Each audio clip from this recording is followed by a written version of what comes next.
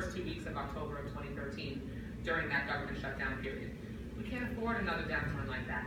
We've made so much progress. We came out of the worst economic crisis since the Great Depression. 67 straight months of job growth in the private sector, 13 million jobs have been created. To avoid a repeat of that economic nightmare, last month I voted for a continuing resolution, which is the budget, to keep our nation's government open and running. We have to put partisan differences aside in order to fund our government and serve our constituents. And I'm hopeful that my colleagues on the other side of the aisle will join President Obama and congressional Democrats in passing a responsible budget that funds our key priorities.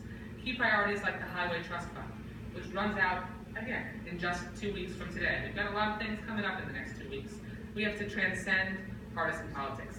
There is nothing political about transportation.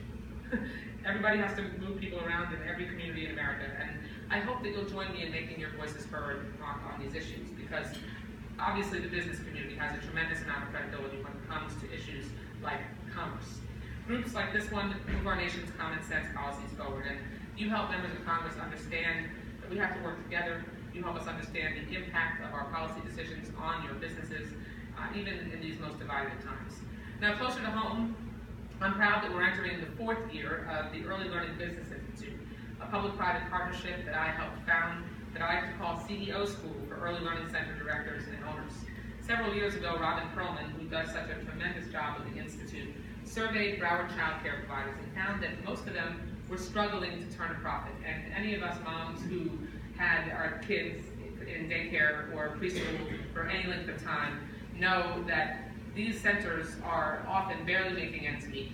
They're barely holding it together, and they're run by moms generally who are focused on their parents and their children and not so focused on the business side. Well, the businesses that are surrounding these early learning centers, they rely on making sure those centers stay afloat, because if they shut or if they aren't able to accommodate the children in the area, then it's less likely that a parent will show up to work, and more likely that they're going to have problems in making sure that they can get their business to continue to thrive and function effectively.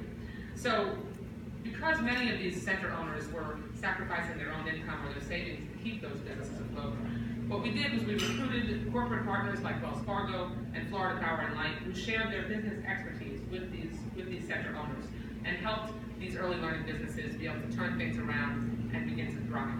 The Institute helps mold better entrepreneurs, and they provide an invaluable service to our community in the form of high-quality, affordable child care.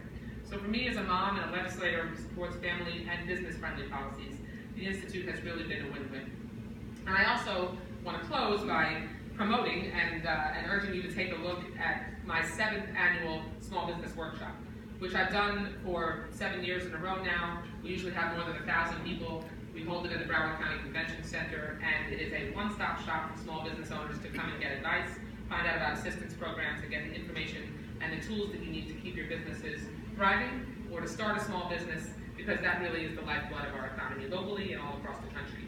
As your member of Congress, I'm so proud to be able to be our area's small business voice, to be our area's voice in the nation's capital, and to continue to focus on our community's priorities. Thank you so much.